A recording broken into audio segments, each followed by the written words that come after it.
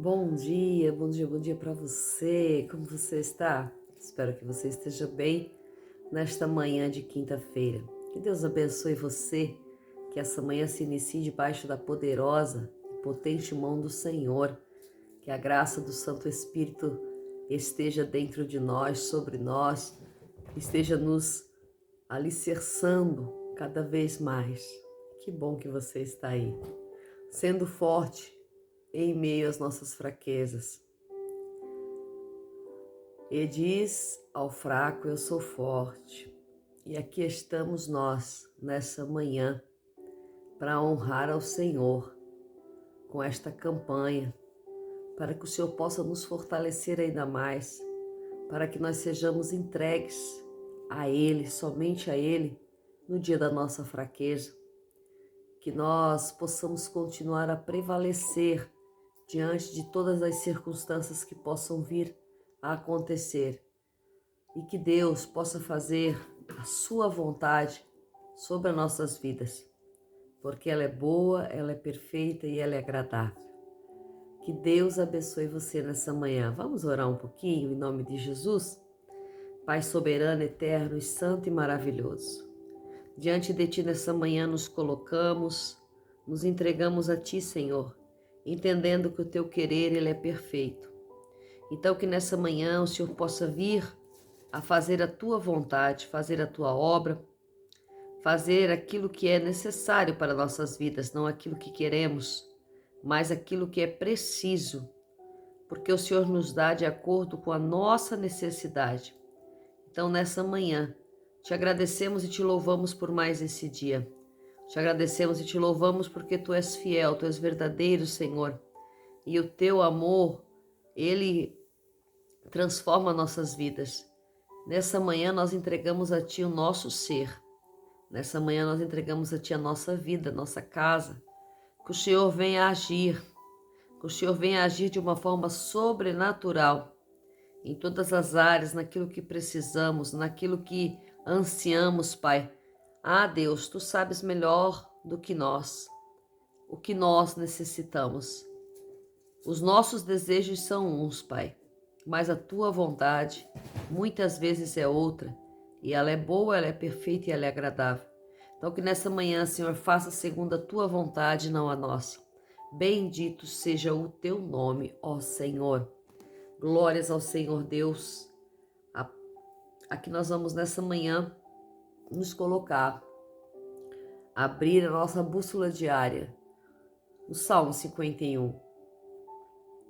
Oh glória, louvado seja o nome do Senhor. Salmo 51 vai dizer assim: tem misericórdia de mim, ó Deus, conforme a tua misericórdia e conforme a multidão das tuas compaixões. Borra as minhas transgressões. Lava-me inteiramente da minha iniquidade e purifica-me do meu pecado. Porque eu conheço as minhas transgressões e o meu pecado está continuamente diante de mim. Contra ti, e somente contra ti pequei, e fiz o que era mal diante dos teus olhos, para que seja justificado quando me condenares e puro quando me julgares. Porque em iniquidade eu fui concebido, e em pecado me concebeu a minha mãe. Versículo 11. Não me lances fora da tua presença, e não retires de mim o teu Espírito Santo. Glória a Deus. Aleluia. Salmo de Davi, a qual vai nos mostrar nessa manhã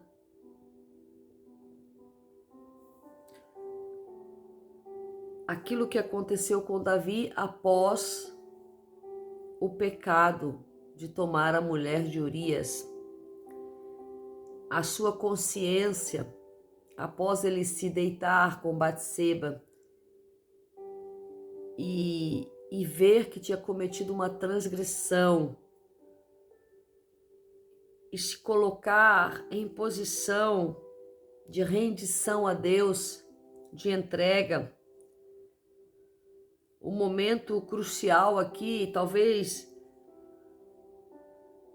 logo após, talvez alguns dias depois, aqui não especifica, mas ele se coloca na presença de Deus pedindo misericórdia diante do seu erro, pedindo misericórdia diante da sua transgressão. Ele também pede que seja lavado, que seja limpo, que seja purificado, que seja transformado, que seja limpo perante os olhos de Deus. E ele cita aqui, o meu gatinho está aqui bem mexendo no meu pedestal aqui. E ele pede para ser limpo diante do erro, diante da situação que ele cometeu. Ele pede para ser limpo. E ele cita algo bem interessante que a gente costuma ouvir muito. No verso 5, porque em iniquidade eu fui concebida e em pecado me concebeu a minha mãe. E muitas vezes a gente vê sempre essa palavra sendo trazida e fazendo alusão que todos fomos concebidos em pecado. Mas o meu entender é que não fomos todos concebidos em pecados, porque Davi foi concebido em pecado, né? Havia um pecado ali entre o pai de Davi e a mãe de Davi, né? Porque ele era considerado um bastardo. Então o pecado estava ali. Não é toda criança que nasce que é concebida em pecado, porque existe uma bênção matrimonial, existe uma bênção dentro do casamento. Então essa criança não é concebida em pecado. Mas também o Senhor que dá a vida, o Senhor que permite uma gestação, o Senhor que permite que essa gestação venha a termo. Então, em tudo, o Senhor tem um propósito. De toda maneira, Davi foi concebido em pecado. E ele repete mais ou menos o mesmo ciclo. Porque existem os espíritos familiares que ficam rondando as famílias para que você cometa os mesmos pecados dos seus pais. Maldição hereditária, eu não vejo como maldição hereditária, porque a maldição hereditária ela é quebrada a partir do momento que você confessa Jesus. Mas os ciclos, os espíritos que ficam rondando a casa, os espíritos que ficam rondando a família, para que as mesmas coisas aconteçam. E aqui, Davi, ele peca e ele faz a mesma coisa. Então nós vamos ver que na fraqueza de Davi, ele é fraco diante da mulher, ele é fraco diante daquela mulher que ele desejou e a possuiu, mas ele se tornou forte no momento em que ele compreendeu quem era Deus, no momento em que ele compreendeu no versículo 11, que não era para Deus lançá-lo fora da sua presença e nem retirar dele o Espírito Santo. Quando ele compreende que maior do que qualquer desejo, maior do que qualquer vontade, maior do que qualquer transgressão é a presença do Senhor, ele se tornou forte. Quando compreendemos que maior é a presença do Senhor na nossa vida, que é o mais importante a presença do Senhor na nossa vida, do que qualquer outra situação, do que qualquer outra pessoa, nós vamos nos tornando fortes. Nós vamos nos tornando fortes. Quando compreendemos e pedimos ao Senhor que não nos lance fora da sua presença. Não afasta de mim o teu Espírito. Não se afaste de mim, ó Deus.